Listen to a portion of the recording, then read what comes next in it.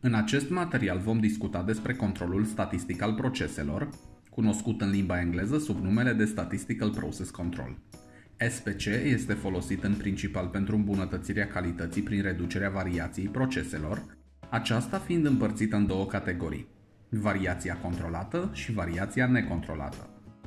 Variația controlată este inerentă fiecărui proces și este stabilă în timp, iar variația necontrolată este instabilă în timp și este rezultatul unor evenimente specifice din afara procesului. Pentru a lucra cu orice distribuție a datelor, trebuie cunoscută dispersia acestora.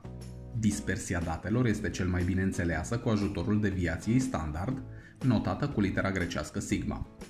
De ce este importantă dispersia datelor? Deoarece valoarea medie al unui șir de date nu oferă o imagine completă asupra unui proces. Spre exemplu, dacă o persoană ține mâna într-o găleată cu gheață cu temperatura de minus 10 grade Celsius, iar cealaltă mână într-o găleată cu apă fiartă cu temperatura de 60 de grade Celsius, în medie se va simți bine deoarece temperatura ar fi de 25 de grade Celsius, dar în realitate nu va fi o experiență foarte confortabilă. O distribuție normală în formă grafică seamănă cu un clopot, cunoscut și sub numele de clopotul lui Gauss. Dacă întoarcem graficul pe orizontală, obținem forma de bază a unui grafic de control. Graficele de control sunt utilizate la scară largă pentru ținerea sub control a proceselor.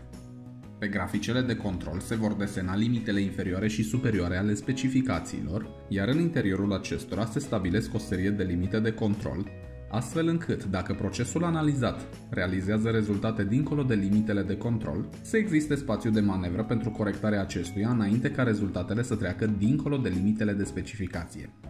Un exemplu concret este pH-ul apei potabile, care trebuie să se încadreze între anumite limite bine specificate.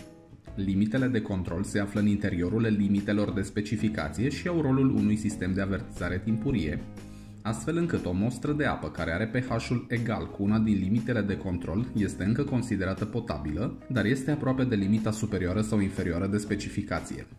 Prin măsuri luate la timp, poate fi evitată alunecarea măsurătorilor în afara specificațiilor. Desfășurarea SPC în cadrul unei companii este un proces de durată, ce necesită angajamentul întregii organizații pentru o implementare calitativă. Toate detaliile despre cum se calculează capabilitatea procesului, care sunt cazurile particulare în care un proces este considerat în afara controlului și cum se procedează când un proces nu este sub control, se regăsesc într-un articol postat pe LinkedIn, linkul fiind în descrierea acestui video.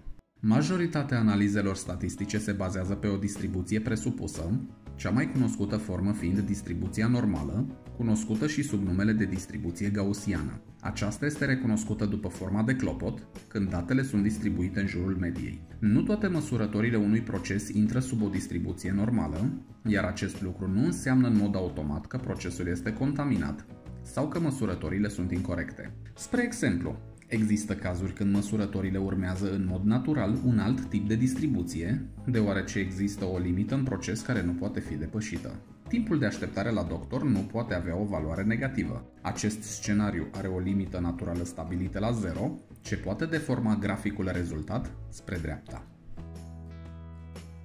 În cazul în care se lucrează cu date non-normale, iar distribuția este un factor important în analiza datelor, se pot folosi alte metode de analiză precum diferite teste non-parametrice, distribuții alternative precum distribuția Weibull, sau se poate opta pentru transformarea datelor prin diverse procedee precum transformările Box-Cox sau Johnson. Indiferent de situație, primul pas în analiza datelor este identificarea motivului pentru care acestea intră sau nu sub o distribuție Gauss, mai ales atunci când există așteptarea ca datele să fie normale, deoarece lucrul cel mai important pentru o analiză de date calitativă este utilizarea uneltei aferente fiecărei situații. Dacă dorești să afli mai multe despre conceptele folosite în îmbunătățirea continuă, poți alege să urmărești canalul de YouTube și pagina de LinkedIn. De asemenea, ne poți vizita pe leansolutions.ro. Lean Solutions. Valoare pentru viitor.